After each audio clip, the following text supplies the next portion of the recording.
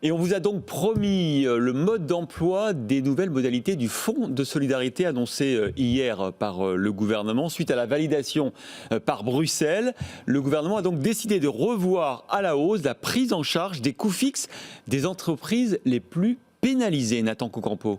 3 secteurs sont concernés, l'hôtellerie, la restauration et le tourisme. Pour les entreprises qui réalisent plus d'1 million d'euros de chiffre d'affaires par mois, une plus grande partie de leurs coûts fixes seront désormais pris en charge. 70% des charges fixes pour les entreprises de plus de 50 salariés, 90% des charges fixes pour les entreprises de moins de 50 salariés. Jusqu'ici, la prise en charge des coûts fixes était limitée à 70% pour toutes ces structures.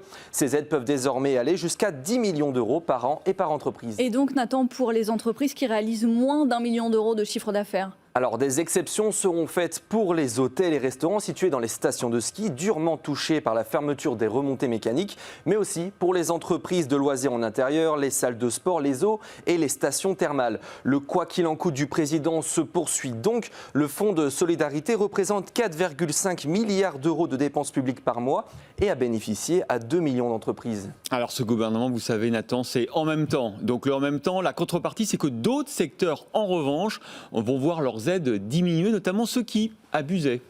Oui, ces établissements de restauration rapide devront désormais justifier une perte d'au moins 20% de leur chiffre d'affaires. Bruno Le Maire estime que des surcompensations ont été faites, notamment pour les entreprises ayant réalisé du click and collect, dont les revenus ne sont pas pris en compte dans le calcul des aides.